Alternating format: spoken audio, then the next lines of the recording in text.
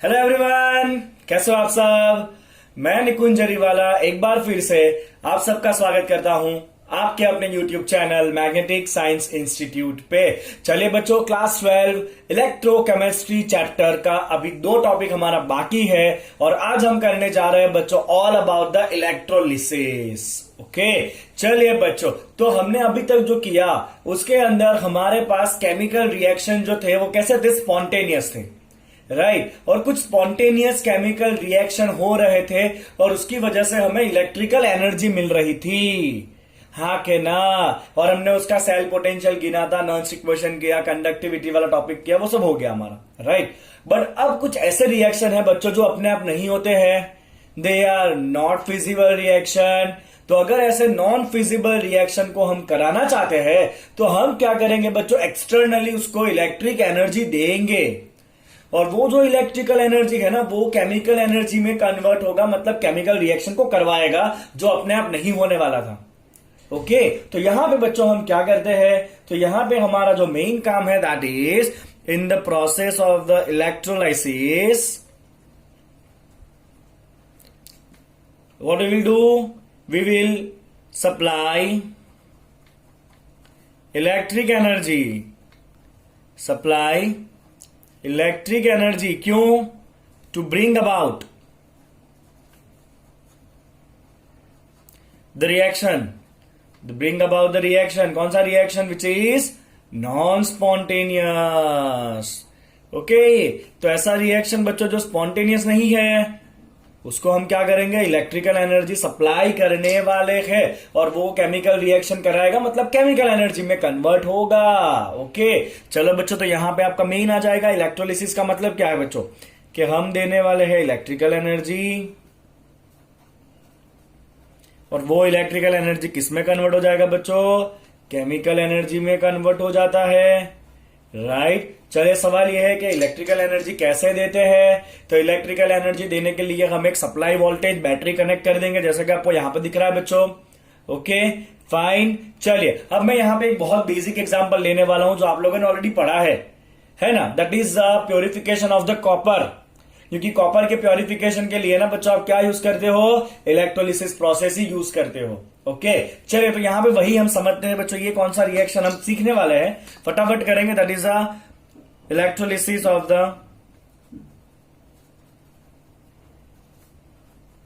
Copper sulphate solution with copper electrode. Electrolysis of copper sulphate solution with what electrode, copper electrode, right. चलिए बच्चों, तो यहां पे आपका ये जो है ना, जो बैटरी के पॉजिटिव टर्मिनल के साथ जुड़ा है वो खुद कैसा बनेगा बच्चों, पॉजिटिव बनेगा। तो जो टर्मिनल बैटरी, जो इलेक्ट्रोड बैटरी के पॉजिटिव के साथ जुड़ा होता है ना, उसको यहां पे कहते हैं बच्चों एनोड। क्या कहते हैं यहां पे, उसको एनोड कहते हैं। ओके, तो यहां पे बच्चों आपका एनोड कौन सा होता है, एनोड होता है आपका वो electrode that is connected with the positive terminal. Anode कौन होता है बच्चों, जो पॉजिटिव टर्मिनल के साथ जुड़ा होता है। ओके, और यहां पे आपका कैथोड कौन बनता है बच्चों, जो नेगेटिव टर्मिनल से जुड़ा हुआ इलेक्ट्रोड है, राइट। तो क्योंकि ये नेगेटिव टर्मिनल के साथ जुड़ा है बैटरी के, तो ये इलेक्ट्रोड आपका नेगेटिव बनेगा और जो नेगेटिव बना ना बच्चों उसे हम क्या कहते हैं, कैथोड कहेंगे, राइट। चलिए, हमने जब इलेक्ट्रोकेमिकल सेल किया था ना, तो इलेक्ट्रोकेमिकल सेल में क्या था बच्चों, जहां पे ऑक्सीडेशन हो रहा था वो एनोड था, कंफ्यूजन नहीं होना है। ये इलेक्ट्रोलिटिक सेल है। जो हमने इलेक्ट्रोकेमिकल सेल किया था ना, जहां पे अपने आप केमिकल रिएक्शन हो रही थी और इलेक्ट्रिकल एनर्जी मिल रहा था, मतलब काइंड ऑफ बैटरी पूरा बन रहा था, तो उसमें जहां पे ऑक्सीडेशन होता है वो एनोड होता है और वहां पे एनोड नेगेटिव था और कैथोड कैसा था, पॉजिटिव था। कंफ्यूजन बिल्कुल नहीं होना है बच्चों आपको यहाँ पे। ओके, ये कौन सा सेल है आपका, इलेक्ट्रोलिटिक सेल है। तो मैं यहाँ पे शॉर्ट में लिख देता हूं बच्चों आपके लिए वो, ताकि आपको ना कंफ्यूजन ना रहे कुछ भी। ये आपका बच्चों इलेक्ट्रोलिटिक सेल है जो हम अभी सीखने वाले हैं वो। ओके, और जब हमने इलेक्ट्रोकेमिकल सेल किया था ना, इलेक्ट्रोकेमिकल सेल, ओके, जहां पे अपने आप रिएक्शन हो रहा था, तो वहां पे आपका बच्चों एनोड कैसा था, एनोड वहां पे आपका नेगेटिव था और वहां पे आपका कैथोड कैसा था बच्चों, पॉजिटिव था। याद रखना है, छोटी सी बात है ये, बट बहुत इंपॉर्टेंट है। ओके, चलिए बच्चों, अब यहां पे क्या होना है, तो यहां पे हम एनोड कौन सा लेंगे, हम एनोड लेने वाले बच्चों इम्प्योर कॉपर। एनोड कौन सा लेते हैं बच्चों, हम इनप्योर कॉपर लेते हैं। और कैथोड पे हम क्या करेंगे बच्चों, कॉपर का एक स्ट्रिप ले लेंगे और कुछ नहीं करेंगे। क्या करेंगे, कैथोड पे कॉपर स्ट्रिप ले लेंगे। ओके, तो कैथोड पे हमने क्या ले लिया बच्चों, कॉपर का स्ट्रिप ले लिया। और यहां पे आपका इलेक्ट्रोलिटिक सोल्यूशन होगा कॉपर सल्फेट। कौन सा होगा इलेक्ट्रोलिटिक सोल्यूशन, कॉपर सल्फेट होगा। चलिए बच्चों, ऑब्वियस है कॉपर सल्फेट के अंदर कॉपर प्लस 2 आयन होंगे, है ना। कॉपर सल्फेट है तो कॉपर प्लस 2 आयन होंगे। चलिए अब होता क्या है यहाँ पे एग्जैक्टली देखिएगा। तो ये बैटरी का जो नेगेटिव टर्मिनल है वहां से इलेक्ट्रॉन निकलेंगे, हाँ क्या ना। तो यहां से बच्चों इलेक्ट्रॉन आए। अब वो इलेक्ट्रॉन जैसे ही इस कैथोड के ऊपर आएंगे क्या करेंगे बच्चों, इस कॉपर प्लस 2 के साथ जुड़ जाएंगे, बिकॉज ये पॉजिटिव है, इलेक्ट्रॉन नेगेटिव है। तो यहां पे क्या होना है बच्चों, कैथोड के ऊपर जो Cu प्लस 2 आयन सोल्यूशन में घूम रहा है ना, वो क्या हो जाएगा, डिस्चार्ज हो जाएगा। और ये 2 इलेक्ट्रॉन के साथ जुड़ के कॉपर सॉलिड बन जाएगा। और वो कॉपर सॉलिड जो है ना, वो धीरे धीरे इसके ऊपर जमा होता जाएगा। तो ये जो आपका कैथोड है ना, वो धीरे धीरे से बड़ा होता जाएगा, उसके ऊपर कॉपर जमता जाएगा। सॉल्यूशन का जो कॉपर है वो इसके ऊपर डिपोजिट होता जाएगा। तो कैथोड पे क्या हो रहा है बच्चों, कैथोड पे आपका जो Cu प्लस 2 आयन है ना, is discharged at cathode, right. Okay, तो सॉल्यूशन के अंदर जो प्लस 2 आयन है ना, जो अभी एक्वियस फॉर्म में है, ठीक है ना, वो क्या करेंगे, ये इलेक्ट्रॉन जो आ रहा है यहां से बैटरी में से, उसके साथ जुड़ जाएंगे 2 इलेक्ट्रॉन के साथ। और आपको क्या मिल जाएगा बच्चों, कॉपर सॉलिड मिल जाएगा, जो यहां पे जमा होता जाएगा। ओके, चलिए बच्चे, एनोड पे क्या हो रहा है देखिए ध्यान से। तो एनोड पे क्या होगा बच्चों, अभी एनोड खुद कॉपर है। कॉपर जो है ना वो एक्टिव इलेक्ट्रोड है। एक्टिव इलेक्ट्रोड है मतलब वो खुद रिएक्शन में पार्टिसिपेट करता है। तो यहां पे क्या होगा बच्चों, जो कॉपर है ना उसका ऑक्सीडेशन होगा। वैसे भी एनोड पे क्या होता है बच्चों, ऑक्सीडेशन होता है। तो यहां पे क्या होगा बच्चों, copper oxidise to Cu plus 2 ion, right. तो जो आपका कॉपर सॉलिड फॉर्म में है ना, यहां पे पट्टी के फॉर्म में कॉपर, उसका ऑक्सीडेशन होगा, मतलब वो बनेगा बच्चों Cu प्लस 2 एक्वियस। और साथ में हमें क्या मिलेगा, 2 इलेक्ट्रॉन मिलेगा। क्या मिलेगा साथ में हमें बच्चों, 2 इलेक्ट्रॉन मिलेगा, राइट। तो हो रहा क्या है बच्चों, नेट प्रोसेस देखिए। यहां पे जो आपका कॉपर सॉलिड फॉर्म में है ना, वो कॉपर क्या होगा बच्चों, सोल्यूशन के अंदर जाएगा आयन के फॉर्म में।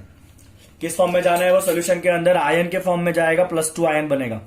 मतलब क्या, धीरे धीरे जो आपका एनोड है ना वो खत्म होता जाएगा, क्योंकि एनोड पे जो सॉलिड कॉपर है ना वो कहां जा रहा है, सॉल्यूशन में जा रहा है। और सॉल्यूशन का जो कॉपर है वो धीरे धीरे कहां जमा होगा बच्चों, कैथोड के ऊपर जमा होगा। और इसके अंदर जो इंप्योरिटी होगा ना, वो सारा इंप्योरिटी जो है वो नीचे बैठ जाएगा बॉटम में, बिकॉज इंप्योरिटी का इतना इजीली रिडक्शन होता नहीं है। तो उसे हम कहते हैं बच्चों एनोड मड। आपने पढ़ा होगा ये 10th में, एनोड मड क्या होता है, वो जो इंप्योरिटी है जिसका इजीली ऑक्सीडेशन या रिडक्शन नहीं हो सकता है, right, that is called as what, anode mud. तो ये सारा जो है ना वो इंप्योरिटी है, जो एज इट इज रह जाएगा, उसका ऑक्सीडेशन होना नहीं है। तो क्या हुआ बच्चों, जो इंप्योर कॉपर का प्लेट था उसमें से सारा कॉपर खाली यहां पे जमा हो जाएगा प्योर फॉर्म में, और सारी इंप्योरिटी नीचे बच जाएगी। ओके, तो यहां पे क्या था बच्चों, रिएक्शन अपने आप नहीं होने वाला था, बट क्योंकि हमने बैटरी कनेक्ट किया ना, उसकी वजह से ये रिएक्शन जो है वो हो रहा है। और इस तरह का कुछ रिएक्शन हो रहा है, जहां पे कैथोड के ऊपर कॉपर जमा हुआ जो प्योर कॉपर है, और एनोड के ऊपर इंप्योर कॉपर जो है वो डिसॉल्व होकर कहां चला गया, सोल्यूशन में चला गया। ये तो एक बेसिक एग्जाम्पल हो गया बच्चों। इसी तरह से सोडियम आयन है, या मैग्नीशियम मेटल है, या NaOH है, इन सबका भी जो प्रोडक्शन है ना वो भी इलेक्ट्रोलिसिस प्रोसेस से ही होता है। चलिए, तो अब यहां पे ये जानना बहुत जरूरी है कि प्रोडक्ट कितने बनने वाले हैं। जब हम इलेक्ट्रोलिसिस करेंगे तो कुछ प्रोडक्ट एनोड पे बन रहा है, कुछ प्रोडक्ट कैथोड के ऊपर बन रहा है, वो प्रोडक्ट कितना बनेगा, तो वो बच्चों डिसाइड होता है बाय द फैराडेज प्रिंसिपल्स या फैराडेज लॉ। चलिए बात करते हैं उसके बारे में। चलिए बच्चों, तो फैराडे के दोनों लॉज जो है वो आपके स्क्रीन के ऊपर आ गए हैं।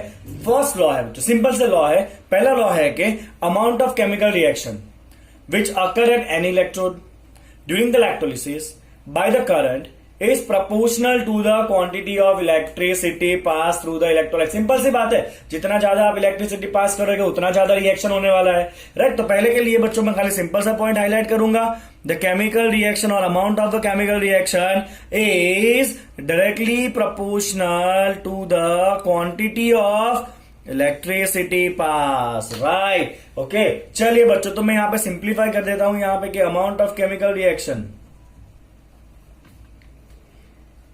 Amount of chemical reaction is directly proportional to quantity of electricity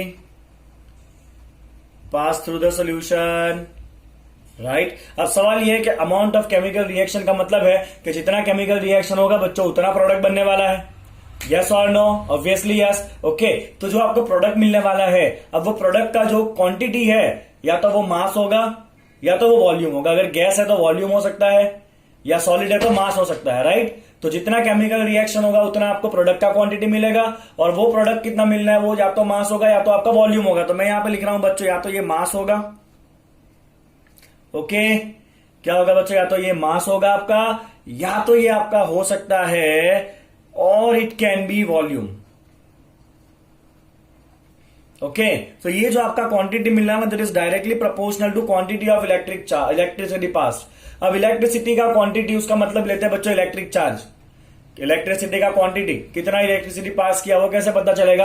charge से ही पता चलने वाला है, राइट? तो वो मैं यहां पे लिख देता हूं बच्चों electric charge.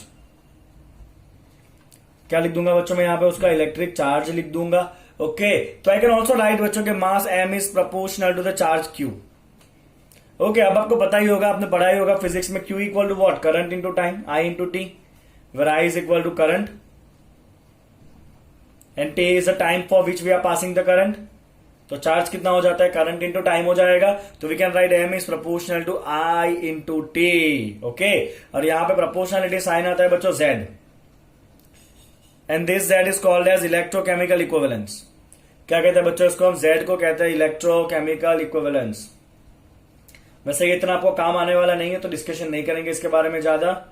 Let's just right electrochemical equivalence. Clear बच्चों आपको इतना? तो ये हो गया बच्चों आपका सबसे पहला फर्स्ट लॉ, कि जो भी आपको प्रोडक्ट का मास मिलने वाला है या जो गैस होगा तो उसका वॉल्यूम जो मिलेगा that is directly proportional to electric charge that is q. Okay, जब इसके बाद न्यूमेरिकल करेंगे ना तो बहुत सिंपल न्यूमेरिकल है, आपका फंडामेंटल तुरंत ही मैं क्लियर करा दूंगा। चलिए बच्चों सेकंड लॉ पे आ जाओ। सेकंड लॉ क्या कहता है? The amount of the different substance. Now we are talking about the different substances in which condition liberated by the same quantity of electricity passing through the electrolytic solution।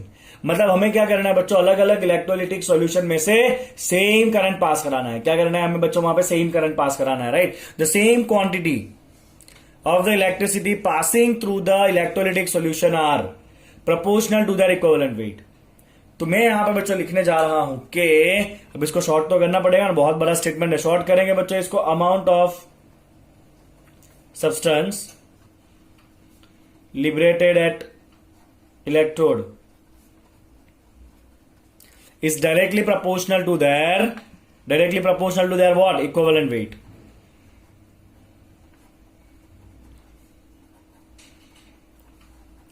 Under which condition? If you pass the same quantity of electricity, if same quantity of electricity is passed।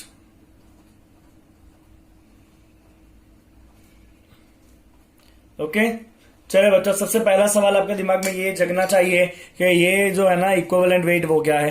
तो equivalent wait जो है ना बच्चों वो और कुछ नहीं है, एटॉमिक वेट या मोलिकुलर वेट डिवाइड बाय है उसका वैलेंसी। ओके फाइन, तो चलिए मैं लिख देता हूं बच्चों यहां पे इक्विवेलेंट वेट क्या है आपका। तो जो इक्विवेलेंट वेट है is directly proportional to, or we can directly write not proportional to, it is equal to molar weight, या अगर एटम हुआ तो बच्चों उसका एटॉमिक वेट डिवाइड बाय हम क्या करेंगे? वैलेंसी करेंगे। क्या करेंगे बच्चों? Divide by valency. या तो फिर कई बार क्या होगा आपको डायरेक्टली वैलेंसी पता नहीं चलने वाला है, so in that case it is going to become molar weight that is equivalent weight equal to molar weight divide by the electron transfer taking place during the reaction. Reaction जब हो रहा है आपका, ऑक्सीडेशन है या reduction है, उसके लिए कितना इलेक्ट्रॉन का ट्रांसफर चाहिए अगर 1 मोल सब्सटेंस को आपको प्रोड्यूस कराना है तो। ओके, तो यहां पे मैं लिखूंगा बच्चों नंबर ऑफ इलेक्ट्रॉन रिक्वायर।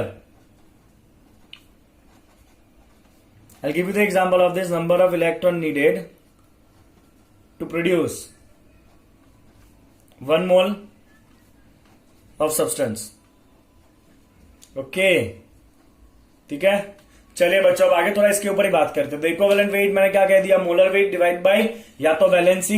अगर मान लो सोडियम है तो सोडियम का वैलेंसी होता है +1, मैग्नीशियम में तो वैलेंसी होगा 2, एल्यूमिनियम में तो वैलेंसी होगा 3।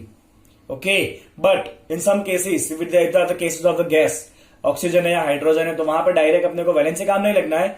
वहां पे हमें क्या काम लगेगा बच्चों के? रिएक्शन होने के लिए कितने इलेक्ट्रॉन ट्रांसफर हो रहे हैं। ओके, तो मैं यहां पे बच्चों सिंप्लीफाई करके लिख देता हूं कि the equivalent weight is equal to molar weight by n. तो अब ये एन के बारे में डिस्कशन करते हैं बच्चों। मैं आपको हर एक रिएक्शन का एन दे देता हूं। ओके चलिए तो बच्चों ये फॉर्मूला अभी हमने देखा, equivalent weight is equal to molar weight divide by n. चलिए मैं आपको बताता हूं, अगर आपका केस हुआ सोडियम, तो सोडियम प्लस अगर आयन है तो आपको एक ही इलेक्ट्रॉन चाहिए, तो वो सोडियम सॉलिड में कन्वर्ट हो जाएगा। तो इसके लिए बच्चों आपका स्मॉल एन कितना लेना है, आपको 1 लेना है। कटेंगे। If it is a case of magnesium +2, तो +2 चार्ज होता है, यहां पे आपको 2 इलेक्ट्रॉन चाहिए, तो आपको यहाँ पे एक मैग्नीशियम का एटम मिल जाएगा सॉलिड फॉर्म में। तो यहाँ पे 2 इलेक्ट्रॉन का ट्रांसफर हुआ, तो n = 2, आप देखो सीधा वैलेंसी आ गया वो। तो if it is a case of aluminium, तो उसको बच्चों 3 इलेक्ट्रॉन चाहिए, तो एक एल्यूमिनियम सॉलिड आयन बनेगा। तो यहाँ पे आपका स्मॉल एन कितना आ जाता है बच्चों, 3 आ जाता है। Okay now it is a case of chlorine gas. Okay तो क्या होगा, देखो बच्चों, तो क्लोरीन जो है Cl- वो नेगेटिव आयन के फॉर्म में है, राइट। तो वहां से आपको क्या होना है बच्चों, 2 क्लोरीन मिलना है, Cl2 गैस मिलता है।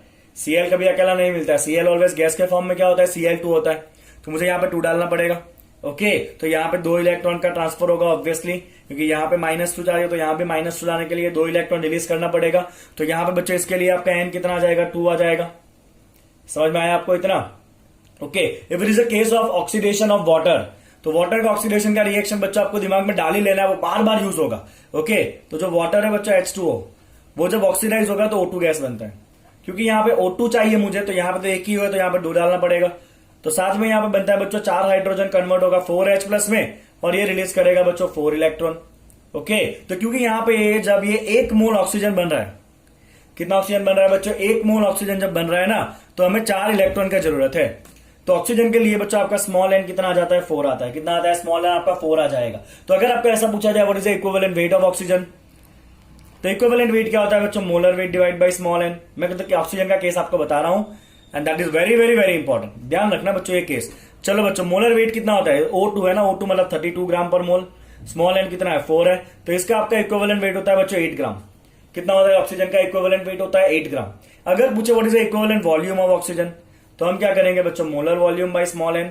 चलिए 1 मोल गैस का वॉल्यूम कितना होता है, 22.4 लीटर होता है ना, डिवाइड बाय एन कितना है इसका, 4 है। तो इसको आप सॉल्व करें बच्चों, आपका 5.6 लीटर आएगा इक्विवेलेंट वेट ऑफ ऑक्सीजन। समझ आ रहा है बच्चों आपको इक्विवेलेंट वेट का जो टॉपिक है वो एकदम दिमाग में जा रहा है आपके, क्लियर। अगर आपको कोई और रैंडमली रेडॉक्स रिएक्शन दिया हुआ हो, जैसे कि अगर आपको ऐसा दिया हुआ है सपोज, पहले मैं आपको वाटर का रिडक्शन प्रोसेस बता देता हूं। ये कौन सा था बच्चों, वाटर ऑक्सीडेशन था। और ये वाटर ऑक्सीडेशन जो है ना, ऑक्सीडेशन ऑलवेज एनोड पे ही होता है। तो ये आपका एनोडिक रिएक्शन था, ये बहुत बार यूज होगा बच्चों, बहुत बार। लगभग समझ लो इलेक्ट्रोलिसिस के हर एक प्रॉब्लम के अंदर वाटर का या तो एनोडिक रिएक्शन पॉसिबल होगा या तो कैथोडिक होगा। ओके अगर मान लो बच्चों आपका वाटर कैथोड पे है,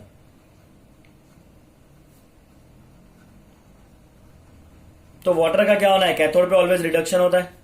तो वहां पे वाटर जो है ना H2O, ओके वो क्या करता है, हाइड्रोजन गैस लिबरेट करता है। कौन सा गैस लिबरेट करता है, वो हाइड्रोजन गैस। ओके फाइन, और वो वहां पे इलेक्ट्रॉन को एक्सेप्ट करेगा। क्या करेगा, इलेक्ट्रॉन को एक्सेप्ट करता है। तो वहां पे वो 2 इलेक्ट्रॉन को एक्सेप्ट करके 2 हाइड्रोजन बनाता है। अब इस 2 इलेक्ट्रॉन को बैलेंस करने के लिए आपको चाहिए यहाँ पे 2OH-। ओके तो यहाँ पे आपका ऑक्सीजन कितना हो गया, 2 हो गया, तो यहाँ पे 2 डाल दो, तो 4 हाइड्रोजन, 2 और 2 4 हाइड्रोजन, पूरा इक्वेशन बैलेंस हो गया। तो मुझे अगर यहाँ पे बच्चों 1 मोल हाइड्रोजन चाहिए, देख लो आप गैस के फॉर्म में, तो मुझे 2 इलेक्ट्रॉन का काम पड़ा। तो इस पर्टिकुलर रिएक्शन के लिए बच्चों आपका स्मॉल एन कितना आता है, 2 आता है। कितना आता है बच्चों आपका, स्मॉल एन 2 आएगा। समझ आया आपको। तो जब ऑक्सीजन प्रोड्यूस हो रहा है ना, तो स्मॉल एन 4 होगा, और जब हाइड्रोजन प्रोड्यूस हो रहा है तो स्मॉल एन कितना होता है, 2 होता है। As simple as that, right. कोई भी कंफ्यूजन नहीं होना चाहिए आपको यहाँ पे। ओके चलो, तो यहाँ पे आपका इक्विवेलेंट वेट कितना होगा हाइड्रोजन का, तो हाइड्रोजन का मोलर वेट होता है 2 डिवाइड बाय एन भी कितना है, 2 है, तो 2/2 कितना हो जाएगा, 1 ग्राम पर मोल इक्विवेलेंट वेट। अगर बच्चों मैं पूछूं what is the equivalent volume, तो आप क्या करोगे, volume equivalent is equal to molar volume कितना होता है, 22.4 डिवाइड बाय स्मॉल एन कितना है, 2। तो ये कितना आएगा बच्चों आपको, 11.2 लीटर आएगा। ओके तो इतना आपको ध्यान रखना है। अब आपको अगर ऐसा रिएक्शन दिया हुआ है, सपोज मान लो कि आपको कोई એટલું જરૂરી છે અત્યારે અહીંયા પોટું મારવું, તું મને ડિસ્ટર્બ કરે છે મમ્મી આ રીતે ચાલુ લેક્ચરમાં, નહીં આવવાનું અત્યારે, નહીં આવું બાથરૂમ ધોવા, આમાં ડિસ્ટર્બન્સ થાય છે યાર। ખોલાઈ નાખ્યું, પટી ગયું, ચોખ્ખું તો રાખું કે નહીં દીકરા, અડધું નહીં કરવા દે તો નહીં, પણ અડધું તો મારું કે નહીં। હું તો પેલી તળીવાળી એમ કે તો મારો રૂમ ની હતી તો ચોખ્ખો પણ નહીં કર્યો, મને એવું આવડતું નહીં। જૂની બોલ બંધ कर देજો કોઈ નહીં રૂમમાં તો રૂમમાંથી તો જો બહાર નીકળ્યા બંધ कर કરે કરે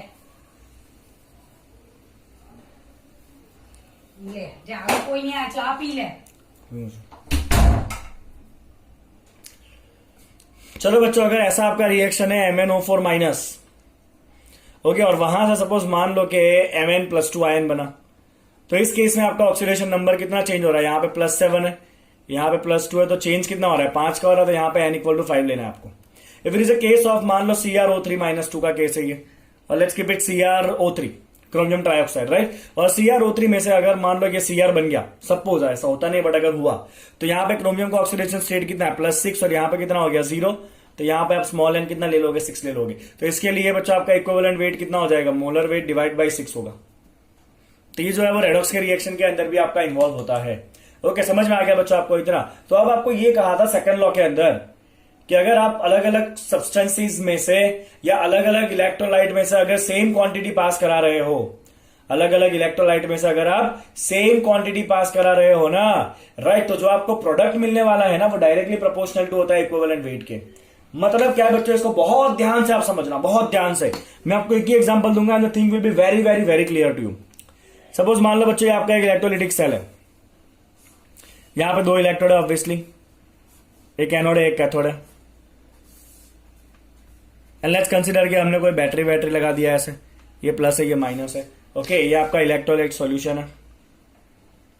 अब यहां पे सपोज ऑब्वियसली हमने एक ही सेल के अंदर रखा है दोनों को, मतलब दोनों में से सेम क्वांटिटी पास हो रही है। ओके, तो यहां पे बच्चों आपका जो भी कोई प्रोडक्ट आ रहा है एनोड के ऊपर, जो भी प्रोडक्ट, अगर एनोड के ऊपर के प्रोडक्ट का मास आपको मिल रहा है सपोज M1, ओके, और कैथोड के ऊपर के प्रोडक्ट का मास आपको मिल रहा है बच्चों M2। एनोड पे जो प्रोडक्ट मिला उसका मास कितना M1 है, कैथोड पे जो मास मिला वो कितना है बच्चों आपका M2 है। तो लॉ क्या कहता है कि जो आपको मास मिलने वाला है ना इलेक्ट्रोड के ऊपर, जब आप सेम क्वांटिटी पास करोगे तब, as it is in the same electrolyte same quantity electricity pass होने वाला है इसमें से। कई बार अलग अलग सेल को भी सीरीज में कनेक्ट करते हैं। कैसे कनेक्ट करेंगे अलग अलग सेल को? सीरीज में, क्योंकि सीरीज कनेक्ट करोगे तो भी सब में से सेम इलेक्ट्रिसिटी पास होता है, आपको पता ही होगा ये तो। ओके, तो इन दैट केस ऑल्सो आपको जो भी मास मिलना है ना M is directly proportional to the equivalent weight. So I can write here as M1 by M2 is equal to E1 by E2. M1 by M2 is what? E1 by E2. Okay, और equivalent weight क्या होता है बच्चों? That is molar weight. By मैं यहां पे लिख देता हूं N1, जितना यहां पे इलेक्ट्रॉन ट्रांसफर चाहिए। ओके, और यहां पे बच्चों MW2 that is molar weight of the product to divide by N2, मतलब जो यहां पे आपका ट्रांसफर चाहिए। तो इससे आप इजीली दोनों प्रोडक्ट को कंपेयर कर सकते हो। अगर आपको एक प्रोडक्ट दिया हुआ है कि इस पे इतना प्रोडक्ट मिल रहा है तो इस पे कितना प्रोडक्ट मिलेगा, आप बहुत इजीली इसको फाइंड कर सकते हो। ओके, चलिए मैं आपको छोटा सा इसका एग्जांपल भी दे देता हूं ताकि आपका फंडामेंटल 100% क्लियर हो जाए। ओके, चलिए बच्चों, तो एक एक्सीलेंट लेवल का प्रॉब्लम मैंने आपके सामने रख दिया है।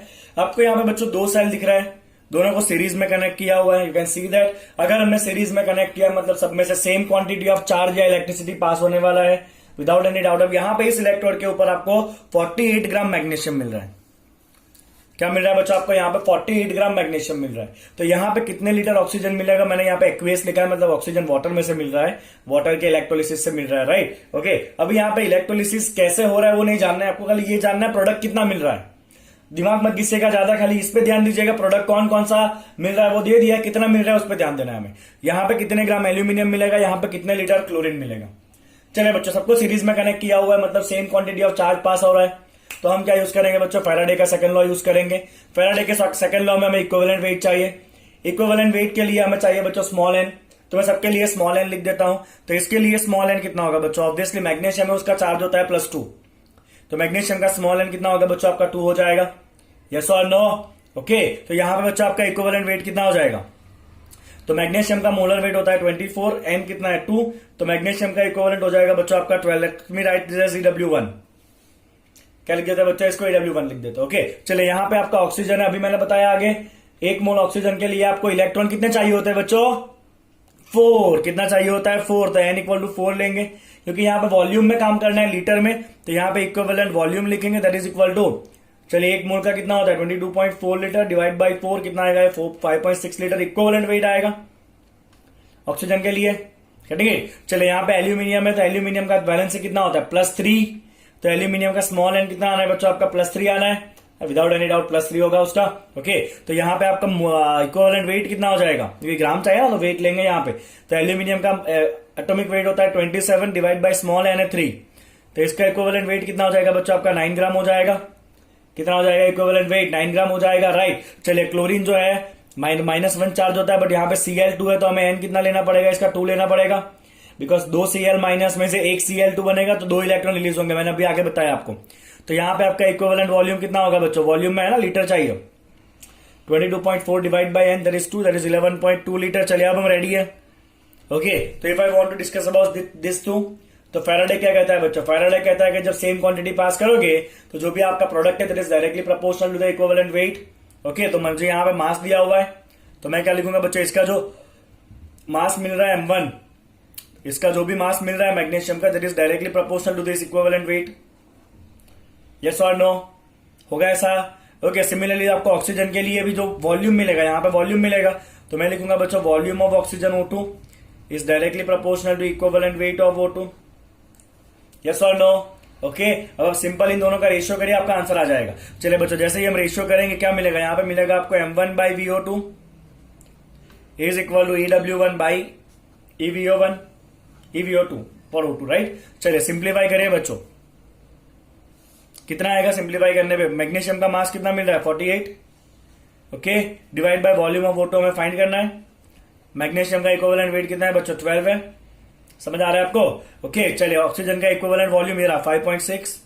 अब जैसे ही बच्चों इसको सिंप्लीफाई करोगे 12 फोजा हो जाएगा, 5.6 ऊपर आएगा, 22.4 लीटर आपका आंसर आएगा।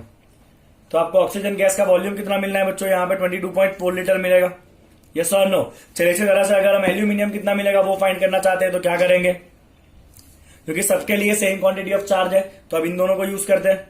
चलिए यहाँ पे वापस में क्या करूंगा बच्चों, ध्यान से देखिएगा, obtain mass of magnesium is proportional to, मैं प्रोपोर्शनलिटी साइन नहीं लिख रहा हूं बिकॉज मैं रेशियो करके इक्वल टू साइन लिख रहा हूं। चलो, तो mass of magnesium okay is directly proportional to equivalent weight of magnesium. दूसरा इक्वेशन क्या बनेगा बच्चों आपका, मास ऑफ यहां पे कौन मिल रहा है aluminium is directly proportional to what, equivalent weight of aluminium. अब दोनों का आप रेशियो ले लो जैसे हमने यहां पे लिया था। चलिए मैग्नीशियम का मास कितना आ रहा है बच्चों आपका 48 मिल रहा है, ऑलरेडी दिया हुआ है। एल्यूमिनियम का मास हमें फाइंड करना है। ओके, चलिए मैग्नीशियम के लिए इक्विवेलेंट वेट कितना है बच्चों, हमने ऑलरेडी सब कुछ मैग्नीशियम का इक्विवेलेंट वेट ये रहा जो हमने ऑलरेडी फाइंड किया था, 12, और एल्यूमिनियम का इक्विवेलेंट वेट कितना है 9 है। चलिए 12 फोजा हो जाएगा ये, तो 9 फोजा कितना हो जाएगा आपका 36 ग्राम। कितना मिलना है बच्चों आपको, ये 36 ग्राम आपको एल्यूमिनियम मिलेगा। कटेंगे, समझ आ रहा है आपको। अब आप खुद से फाइंड करेंगे आपको क्लोरीन कितना मिलने वाला है। ओके, और बताइएगा मुझे आपको क्लोरीन कितना मिला है वो। समझ आ गया फैराडे सेकंड लॉ कैसे काम करता है, जो भी प्रोडक्ट का मास है that is directly proportional to the equivalent weight. दिमाग में डाल लो, ये एक प्रोडक्ट दिया होगा, बाकी सारे प्रोडक्ट आपको मिल जाएंगे by using this particular thing, m1 by m2 equal to E1 by E2। You can just remember this as m1 by m2, दोनों प्रोडक्ट के mass is equal to E1 by E2, E are equivalent weights. Equivalent weight मैंने already आपको बता ही दिया है, that is your molar weight divide by small n.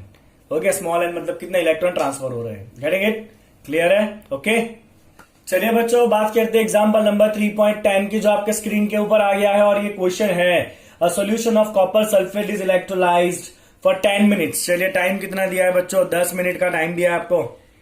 Okay, with a current of 1.5 ampere, current मतलब आई, कितना current pass किया बच्चों आपने, आई इक्वल टू 1.5 एम्पियर। क्या पूछा है, what is the mass of copper deposited at the cathode, cathode पे कितना मास कॉपर का डिपोजिट होगा वो फाइंड करना है बच्चों। तो mass of copper deposited at cathode कितना होगा, चलिए फाइंड करते हैं फटाफट। ठीक है, चलिए कैसे करना है, बहुत सिंपल काम करेंगे बच्चों। सबसे पहले तो आप चार्ज निकाल लो। तो चार्ज क्यू क्या होता है बच्चों आपका, I इंटू टी होता है, यस और नो। चलिए I कितना है आपका 1.5 है, टाइम 10 मिनट है, उसको आपको सेकंड में कन्वर्ट करना पड़ेगा, तो ये हो जाएगा आपका 900 कूलम। ये 10 मिनट का मतलब क्या होता है बच्चों 600 सेकंड। तो आपका चार्ज क्यू कितना है बच्चों 900 कूलम है। ये आपका फर्स्ट काम हो गया। दूसरा काम आपके पास कॉपर को पूछा गया है, सॉल्यूशन कौन सा था, कॉपर सल्फेट था। कॉपर सल्फेट में बच्चों कॉपर का चार्ज कितना होता है, +2 होता है। उसको कितने इलेक्ट्रॉन चाहिए, ऑब्वियसली +2 चाहिए, तो 2 इलेक्ट्रॉन चाहिए, तब जाके वो क्या बनेगा, कॉपर सॉलिड फॉर्म में कन्वर्ट होगा। बोलो हाँ कहना, हाँ। ओके, चलिए आप क्या करेंगे, अब ध्यान से देखना बच्चों, अब यहां पे आपको ध्यान से देखना है। यहां पे 2 इलेक्ट्रॉन है, इसका मतलब क्या, 2 मोल इलेक्ट्रॉन। क्या मतलब है इसका बच्चों, 2 मोल इलेक्ट्रॉन। ओके, 2 का मतलब क्या, स्टोइकियोमेट्री में सारे मोल होते हैं आगे। तो यहां पे अगर 2 मोल है तो इसका आपको कितना मिल रहा है बच्चों, 1 मोल मिल रहा है कॉपर का। देखिए आगे यहां पे 1 है, तो जब 2 मोल इलेक्ट्रॉन होंगे तो 1 मोल जितना आपको कॉपर मिल रहा है यहां पे। समझ आया आपको? ओके, अब 1 मोल इलेक्ट्रॉन का चार्ज कितना होता है, ये मैंने ऑलरेडी डिस्कशन किया है आपके साथ। 1 मोल इलेक्ट्रॉन का चार्ज होता है बच्चों 96,500 coulomb, that is called as Faraday's constant. ये आपको ध्यान रखना है बच्चों के, मैं यहां पे अलग से लिखूंगा इसको, charge on 1 mole electron, charge on 1 mole electron, इसे हम कहते हैं 1 फैराडे। ओके, तो 1 मोल में कितने इलेक्ट्रॉन आएंगे बच्चों, 6.022 इंटू 10 पावर 23। और 1 इलेक्ट्रॉन का चार्ज कितना होता है, 1.6 इंटू 10 पावर -19। इसको आप जैसे ही सिंप्लीफाई करोगे ना, you will get 96,487 coulomb. Approximately हम लेंगे बच्चों 96,500 कूलम, दैट इज 1 फैराडे। तो 1 मोल इलेक्ट्रॉन के पास 1 फैराडे चार्ज है। कितना चार्ज है बच्चों, 1 फैराडे। तो 2 मोल इलेक्ट्रॉन के पास कितना चार्ज होगा बच्चों, 2 इंटू 96,500 कूलम जितना चार्ज होगा। समझ आया आपको? 1 मोल इलेक्ट्रॉन का चार्ज कितना है बच्चों, 96,500। तो 2 मोल इलेक्ट्रॉन मिला के चार्ज कितना होगा, 2 इंटू 96,500 कूलम। चलिए मुझे इसका मास चाहिए, 1 मोल कॉपर का मास कितना होगा। तो मास कैसे निकालेंगे बच्चों, that is mole into molecular mass या एटॉमिक मास। कॉपर का एटॉमिक मास कितना होता है आपको पता होना चाहिए, 63.54 ग्राम पर मोल, और वी कैन राइट 63.5 ग्राम। तो 1 मोल कॉपर ग्राम में कितना होता है बच्चों, 63.5 ग्राम होता है। कितना होता है 1 मोल कॉपर ग्राम में होता है आपका 63.5 ग्राम। बोलो इतना आपको आया समझ में, पक्का एकदम क्लियर। चलिए अब तो आपको सिंपल रिलेशन यूज करना है कि when you have this much charge you will get 63.5 gram of copper. So when you pass 900 gram 900 coulomb, how much copper is obtained? तो अब हम क्या करेंगे बच्चों, 2 into 96,500 coulomb will give you 63.5 gram of copper. How much charge we are passing, 900 coulomb. How much copper we will get, 900 divided by 2 आता है ना, ये सिंपल है एकदम आपको, 96,500 into 63.5। चलिए अब आपको इसको सॉल्व करना है बच्चा। On solving this, Just give me a second, I'll tell you the answer कि इसको सॉल्व करने पे आपका आंसर कितना आएगा। तो आंसर विल कम है 0.2938 gram, 0.2938 gram, 0.2938 gram. Is that clear? Okay, तो इतना आपको बच्चों कॉपर मिलने वाला है। समझ आ गया क्या करना है वो? तो ये जो स्टेप है ना वो बहुत इंपॉर्टेंट है किसी भी इलेक्ट्रोलिसिस के रिएक्शन के अंदर। ये स्टेप आपका सबसे ज्यादा इंपॉर्टेंट है। Once you get this step, उसके बाद तो खाली कैलकुलेट करना है, ठीक है। अब यहां पे कई बार क्या होता है बच्चों, सेल का एफिशिएंसी दिया होता है। ये तो जब 100% एफिशिएंसी होगा ना तब इतना प्रोडक्ट मिलेगा। अगर आपको ऐसा कहा है कि सेल का एफिशिएंसी 80% है, तो हम क्या करेंगे, आपका 100% एफिशिएंसी पे जो आंसर आया ना उसका 80% मतलब 0.8 से मल्टीप्लाई कर दो, उतना आपको प्रोडक्ट मिलेगा। जब आपको एफिशिएंसी दिया होता है तब की बात कर रहा हूं। जो भी आंसर आया उसको फाइनली एफिशिएंसी से मल्टीप्लाई कर दो and you get the answer. समझ आ गया बच्चों? एग्जांपल नंबर 3.10, ये सब आपको क्लियर है। अगर मैं आपको simple example the, it is a case of aluminium, तो एल्यूमिनियम क्या होगा बच्चों, Al+3 होगा। उसके 3 इलेक्ट्रॉन चाहिए आपको कंपलसरी, बिकॉज +3 चार्ज है। तो यहां पे आपको एल्यूमिनियम मिलेगा। 3 इलेक्ट्रॉन का मतलब क्या है बच्चों, 3 मोल इलेक्ट्रॉन। उससे यहां पे कितना मिला आपको, 1 मोल एल्यूमिनियम मिला। 3 मोल इलेक्ट्रॉन का चार्ज कितना होगा बच्चों, 3 इंटू 96,500 कूलम। 1 मोल एल्यूमिनियम का एटॉमिक मास कितना होता है, 27 ग्राम। तो यहां पे बच्चों क्या रिलेशन बनेगा आपका कि 3 इंटू 96,500 कूलम पास कराने से आपको 27 ग्राम मिल रहा है। तो जो क्वांटिटी आपको दिया है उससे कितना मिलेगा, that is simple, you can calculate. समझ आ गया आपको? ओके, चलो आगे बढ़ते हैं। चलिए बच्चों, यहां पे हम साथ साथ में एक्सरसाइज के क्वेश्चन भी सॉल्व कर लेते हैं इस टॉपिक से जुड़े हुए। ओके, तो देखिए बच्चों, आपके स्क्रीन के ऊपर एक्सरसाइज का एक क्वेश्चन आया है, that is your question number 3.12। क्या कहा गया बच्चों, how much charge is required for the following reduction. How much charge is required for the following reduction. ये क्वेश्चन है बच्चों आपका एक्सरसाइज का 3.12। ओके, क्या पूछा है, कितना चार्ज चाहिए आपको रिडक्शन करने के लिए। चलिए पहला कौन सा है बच्चों आपका, फर्स्ट है आपका 1 मोल Al+3 से आपको ले जाना है बच्चों किसके अंदर, एल्यूमिनियम के अंदर। चलिए 1 ही मोल है ना, तो हम क्या करेंगे, Al+3 है, +3 चार्ज है, मतलब यहाँ पर 3 इलेक्ट्रॉन चाहिए। तो आपका 1 Al बन जाएगा, यस और नो। ओके, 3 इलेक्ट्रॉन का मतलब क्या है बच्चों, 3 इंटू 96,487। यहां पे एग्जैक्ट वैल्यू रखेंगे, यहां पे अप्रोक्सीमेट नहीं करेंगे, एग्जैक्ट वैल्यू रखेंगे, बिकॉज चार्ज कितना चाहिए वही पूछा है। तो आप 3 इंटू 96,487 कूलम कर लीजिए बच्चों, आपका आंसर आएगा 289461 कूलम, 289461 61 कूलम, इतना आपको चार्ज चाहिए अगर 1 मोल Al+3 को आप रिड्यूस करना चाहते हो तो। चलिए बच्चों दूसरा क्या पूछा, दूसरा आपको पूछा गया 1 mole Cu+2 to CO, 1 mole Cu+2 to CO। Let's do it very simple. Cu+2 +2 charge है, 1 ही मोल लेना है इसका, 2 इलेक्ट्रॉन चाहिए उसको। क्या बन जाएगा बच्चों, Cu हो जाएगा। 2 मोल का मतलब क्या है, 2 × 96,487 कूलम। चलिए यहां पे आपका आंसर आ जाना है बच्चों, दैट इज इक्वल टू 192974। अब तो चैंपियन आपके पास तो कैलसी है ना, है कि नहीं। मैं देख के आंसर लिख रहा हूं। चलिए तो कई बार आंसर में छोटी मोटी मिस्टेक होती है तो उसको इग्नोर करो, लॉजिक पे ध्यान दो। चलिए बच्चों तीसरा क्या पूछा गया, तीसरा पूछा है आपको कि 1 मोल MnO4 - 2 Mn+2, 1 मोल MnO4 - 2 Mn+2। अभी आपका रेडॉक्स का क्वेश्चन आया, कोई बात नहीं, हमें रेडॉक्स आता ही है अच्छे से। MnO4 माइनस में से कहां जाना है बच्चों, अपने को Mn+2 में जाना है। यहां पे Mn का ऑक्सीडेशन नंबर होगा +7, यहां पे ऑक्सीडेशन नंबर होगा +2, 5 का डिफरेंस है, मतलब यहां पे आपको चाहिए 5 इलेक्ट्रॉन। आ गया, तो यही इंपॉर्टेंट है आपको, ऑक्सीडेशन नंबर कितना चेंज हुआ उसका आपको इलेक्ट्रॉन चाहिए। तो 5 इलेक्ट्रॉन मतलब 5 मोल, 5 मोल मतलब 5 × 96,400 कूलम। तो यहां पे बच्चे आपका आंसर आ जाने वाला है 482435, 482435 कूलम। ले आ गया आंसर, सिंपल था ये क्वेश्चन। चलिए बच्चों अगला क्वेश्चन आया आपके स्क्रीन के ऊपर, क्वेश्चन नंबर 3.13, और ये क्वेश्चन कहता है कि how much electricity in terms of Faraday, Faraday पूछा है, is required to produce 20 gram of calcium from the molten CaCl2 and 40 gram of aluminium from the molten Al2O3। ले अभी हो जाएगा। चलो एक्सरसाइज नंबर 3.13 क्या पूछा है बच्चों, how much electricity is required in Faraday only, right. How much electricity is required in Faraday।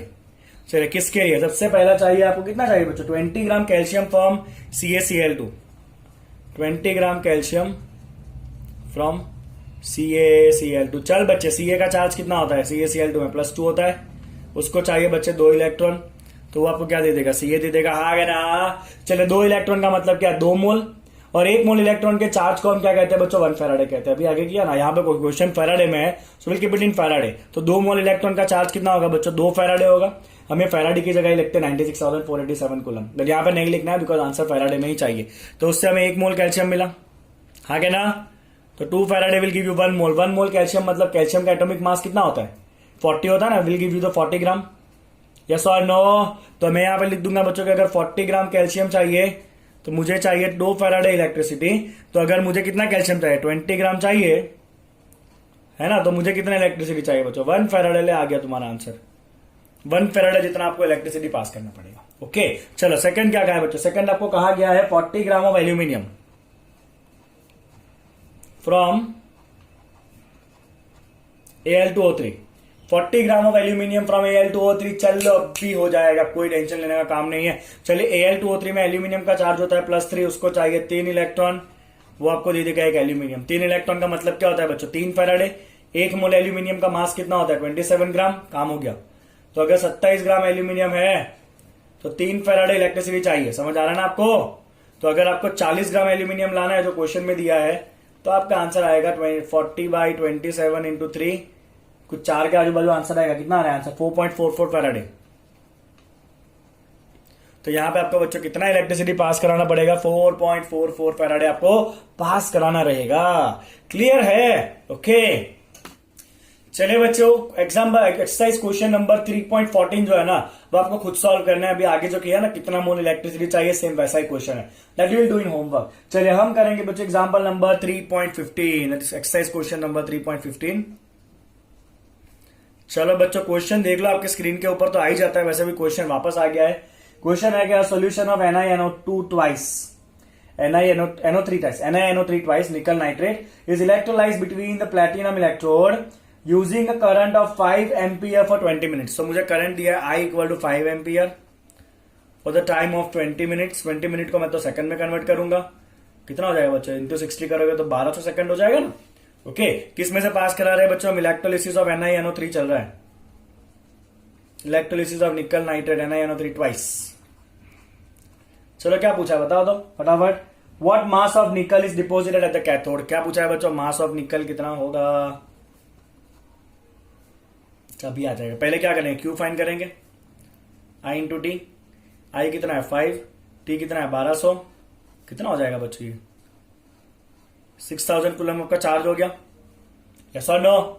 Okay चलिए अब आपको निकल लाना है ना, तो निकल का यहाँ पे सॉल्यूशन में देखिए निकल का चार्ज कितना होगा +2 होगा। NiNO3 ट्वाइस है ना, NO3 -1 होता है, तो निकल कितना होगा +2 होगा। तो निकल +2 को बच्चों 2 इलेक्ट्रॉन चाहिए, तब जाके वो बन जाएगा निकल। ओके 2 इलेक्ट्रॉन का मतलब क्या है बच्चों, 2 फेराडे, फेराडे मतलब 96,487 कूलम, कीप इट एग्जैक्ट ताकि कोई मार्क काटने का किसी को मौका ना मिले। तो 2 फेराडे मतलब 2 × 96,487 कूलम विल गिव यू 1 मोल। 1 मोल निकल, निकल का मोलिकुलर एटॉमिक मास होता है बच्चों 58.7। डरना नहीं है, एग्जाम में आपको ये दिया होगा। कितना होता है निकल का एटॉमिक मास होता है 58.7। तो 1 मोल है मतलब कितना हो गया 1 × 58.7 coulomb.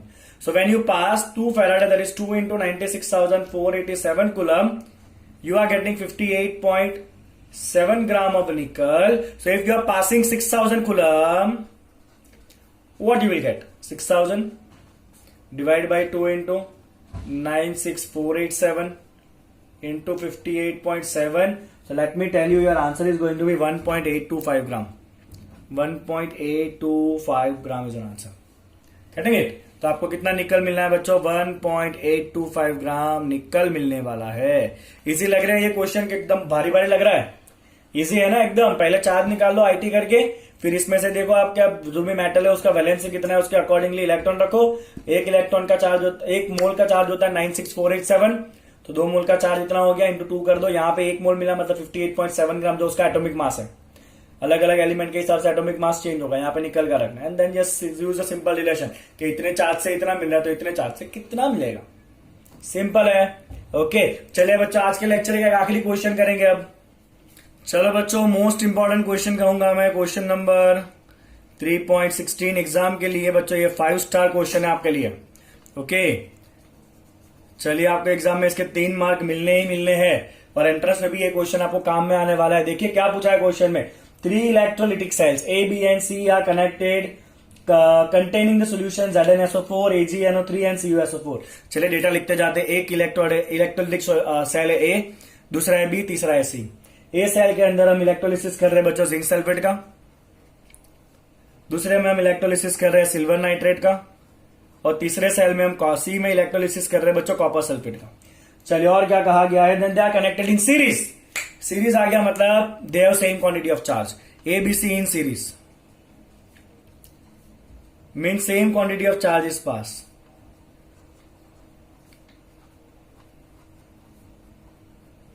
Same quantity of the charge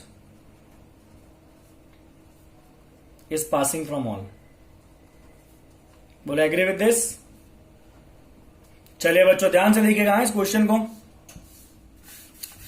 अब आगे बढ़ते हैं, नेक्स्ट क्या कहा गया है देखो, a steady current of 1.5 ampere, very fine current I is given 1.5 ampere was passed through them until 1.45 gram of silver deposited at the cathode.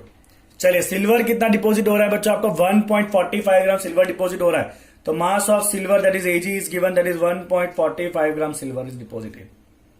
Question में क्या पूछा गया है, okay how long did the current flow, मतलब time कितने कितने time के लिए करंट पास हुआ होगा। और क्या पूछा गया है बच्चों, mass of copper and zinc पर डिपोजिटेड, मास ऑफ कॉपर कितना डिपोजिट होगा एंड मास ऑफ जिंक कितना डिपोजिट होगा। चलिए तो क्या करेंगे बच्चों, सबसे पहले तो आपको सिल्वर का मास दिया ना, तो उसके ऊपर ही हम काम करेंगे। सिल्वर कहां से मिलना है, AgNO3 में से मिलना है। चलो AgNO3 में Ag का चार्ज कितना होगा बच्चों, +1 होता है Ag का वैलेंसी, उसको चाहिए ऑब्वियसली 1 इलेक्ट्रॉन, हाँ ना, तो वो आपको दे देगा Ag 1 मोल। 1 इलेक्ट्रॉन का चार्ज कितना होता है बच्चों, 96,487 कूलम। 1 मोल सिल्वर का एटॉमिक मास कितना होता है, आपको बेसिक डेटा आपको याद होना चाहिए। सिल्वर का एटॉमिक मास होता है बच्चों, ये 1 मोल है, 1 मोल का एटॉमिक मास होगा 108 ग्राम सिल्वर का। तो जब बच्चों में 96,487 कूलम इलेक्ट्रिसिटी पास कराऊंगा तो मुझे 108 ग्राम ये मिल रहा है। ओके तो अगर मान लो कि मैंने Q जितना अगर इलेक्ट्रिसिटी पास करा है, चलिए बच्चों Q क्या होता है बताओ, तो Q होता है आपका I इंटू टी। I तो हमारे पास है, कितना है I बच्चों 1.5 है। T कहां है, T नहीं है तो keep it as it is, keep it as it is. कितना है बच्चों आपका क्यू है 1.5 टी, टी हम लोग फाइंड करना है, हो जाएगा। चलिए बच्चों क्या करेंगे, जब इतना इलेक्ट्रिसिटी पास कराओगे तो 108 ग्राम मिल रहा है, यस और नो। तो जब आप ये चार्ज पास कराओगे 1.5 टी, तो आपको सिल्वर कितना मिल रहा है वो दे दिया है 1.45 ग्राम। कितना दे दिया बच्चों, सिल्वर आपको 1.45 ग्राम दे दिया। समझ आ रहा है आपको, इतना क्लियर हो रहा है आपको। ये तो ऑलरेडी स्टोइकियोमेट्री से पता चला, 96487 से अपने को 108 ग्राम मिल रहा है। अब अपने को आई दिया है, टी नहीं दिया है। कई बार टी दिया होता है, आई नहीं दिया होता है, कुछ नहीं करने का, q equal to I T रखने का, जो अननोन है उसको एज इट इज रख देने का यहाँ पे। और यहाँ पे कितना मास मिला है वो दे दिया है। तो यहाँ पे जो आपका आंसर आता है बच्चों वो कैसे मिलता है अपने को, इन दोनों को उल्टा करते हैं, इंटू ये करेंगे तो आपको ये आंसर मिलता है, यस और नो। इतना बेसिक आपको पता ही होगा। तो हम क्या करेंगे बच्चों, यहाँ पे 1.5 टी ऊपर आएगा, डिवाइड बाय 96487 होगा, इंटू ये 108 होगा। जब हम ये करते हैं ना, इतने पे इतना है तो इतने पे कितना होगा, तो इन दोनों को उल्टा करेंगे, इंटू 108 करेंगे, तब जाके आपने को ये आंसर मिलता है। तो ये आपका आ जाएगा बच्चों 1.45 ग्राम। कितना आएगा 1.45। तो आपको ये टी चाहिए ना, ये टी कितना होगा 1.45 इंटू 96487 डिवाइड बाई 1.5 इंटू 108। चलिए बच्चों मुझे 1 सेकंड दीजिए, मैं आपको फटाफट बताता हूं कि आपका टी कितना आ रहा है। तो यहां पे बच्चों आपका टाइम आ जाने वाला है समथिंग 864 सेकंड। अब मिनट में कन्वर्ट करना चाहते हो, डिवाइड बाय 60 कर दो इसको, तो आपका आंसर आ जाएगा बच्चों 14.40 मिनट। तो इतने टाइम के लिए पहले तो आपने इलेक्ट्रिसिटी पास करा होगा। बोला आपको इतना आया समझ में? मैंने कुछ भी दाड़ नहीं मारी, कुछ भी नया नहीं किया है। 1 मोल इतने कूलम से अगर 108 ग्राम मिल रहा है, 108 कहां से पता चला, इसका एटॉमिक वेट। 1 मोल मतलब एटॉमिक वेट जितना मास, दैट इज 108 ग्राम। तो इतने से आपको अगर 1 मोल मिल रहा है तो आपका क्यू कितना होता है बच्चों, आई इंटू टी। जो अननोन है उसको एज इट इज रख दो, उससे इतना मिलेगा। इन दोनों को इन्वर्स करो, इंटू ये करो, तब जाके ये आंसर आएगा आपका। सिंप्लीफाई करो, आपको टी मिल जाएगा। अब सवाल ये है कि आपको इस तीनों को सीरीज में कनेक्ट किया है, they are connected in series, मतलब सेम क्वांटिटी पास हो रही है। ओके, यहां पे आपको मास दे दिया 1.45 ग्राम, तो यहां पे कितना मास मिलेगा, यहां पे कितना मास मिलेगा। चलिए कुछ नहीं करना है बच्चों, क्या यूज करेंगे हम, बताओ बताओ क्या यूज करेंगे, फैराडे सेकंड लॉ। चलो बच्चों, फैराडे सेकंड लॉ क्या कहता है, फैराडे सेकंड लॉ कहता है कि जो भी आपको मास मिलता है that is proportional to the equivalent weight, yes और नो। ऑब्वियसली यस है कि नहीं। तो मैं यहां पे लिखूंगा बच्चों mass of zinc divide by mass of copper. Copper ने एजी दिया ना, पहले इन दोनों की बात करते हैं। तो mass of zinc divide by mass of AG is equal to equivalent weight of zinc divide by equivalent weight of AG, है ना। मैंने अभी आगे लिखा था ना M1 by M2 equal to E1 by E2, वही सेम यूज किया है। ओके चलिए, जिंक का मास फाइंड करना है, कोई प्रॉब्लम नहीं है। एजी का मास कितना मिला वो दे दिया, कितना मिला 1.45। चलिए जिंक का इक्विवेलेंट वेट कितना होता है, तो आपको पता है बच्चों इक्विवेलेंट वेट क्या होता है, आपका मोलर वेट बाय वैलेंसी होता है, यस और नो। जिंक का मोलर वेट कितना होता है 63.5 होता है, और जिंक का वैलेंसी कितना होता है Zn+2, मतलब उसका 2 वैलेंसी होगा, डिवाइड बाय सिल्वर का वेट कितना होता है बच्चों 108 एटॉमिक वेट, और सिल्वर का वैलेंसी कितना होता है 1। आई होप कि आपको ये क्लियर है, मैं इसलिए मैंने आगे आपको 1-2 एग्जांपल ऐसा करा दिए थे ताकि यहां से आपका फटाफट काम हो। क्लियर हो गया आपको बच्चों इतना। यहाँ पे दोनों का मास का रिलेशन, यहाँ पे दोनों का इक्विवेलेंट वेट का रेशियो। इक्विवेलेंट वेट क्या होता है, molar weight by n. Zinc का वैलेंसी होता है +2 तो नीचे 2 डिवाइड होगा, सिल्वर का वैलेंसी है 1 तो नीचे उसके मास में 1 डिवाइड होगा। चलिए सिंप्लीफाई करो बच्चों, ये कितना होगा आपका 63.5 बाई 2 इंटू 108। अब इसको सॉल्व करने का काम किसका बच्चों बताओ, मेरा क्या आपका, ऑब्वियसली आपका। तो आप यहाँ पे फाइंड कर लेना जिंक का मास कितना आ रहा है वो। ओके, हो जाएगा क्रॉस मल्टीप्लीकेशन। चलो उसी तरह से अगर आपको कॉपर का मास चाहिए तो क्या करना है बच्चों, तो यहाँ पे भी हम वही करेंगे। चलिए अब यहाँ पे कॉपर है ना, तो mass of copper by mass of silver is equal to equivalent weight of copper by equivalent weight of silver. चलिए कॉपर का equivalent weight that is copper का molar weight 63.5 divide by copper का valency होता है 2, silver का atomic mass होता है 108 bye valency होता है 1। चलिए तो mass of copper bye silver का मास तो ऑलरेडी दे दिया, कितना मास डिपॉजिट हुआ सिल्वर का 1.45 that is equal to 63.5 by 2 into 108 आ गया ना। ओके चलो अब यहां से भी तो सॉल्व कर ही लोगे ना, होशियार हो आप लोग, आई नो दैट। तो यहां से भी बच्चा आप सॉल्व कर लेना और बता देना कि आपका आंसर कितना आ रहा है कॉपर का। ओके लेट मी चेक, कोई और अगर क्वेश्चन है एक्सरसाइज में तो उसको भी सॉल्व कर ही लेते इससे जुड़ा हुआ। ओके सो बस इतने ही क्वेश्चन है इस इलेक्ट्रोलिसिस टॉपिक से जुड़े हुए, फैराडे लॉ से जुड़े हुए। चलिए बच्चों तो इस लेक्चर को यहाँ पे हम वाइंड अप कर देते हैं। जब अगला लेक्चर करेंगे ना तब इलेक्ट्रोलिसिस के बारे में ही बात करेंगे और हम ये सीखेंगे कि हमें कैसे पता चलता है प्रोडक्ट कौन से मिलते हैं।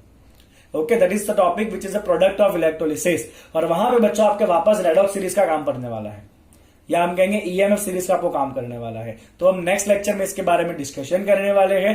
ओके, चलिए बच्चों, अभी तक आपको जितना भी पढ़ाया है आई होप कि बहुत अच्छे से आपका हो चुका है इस चैप्टर के अंदर।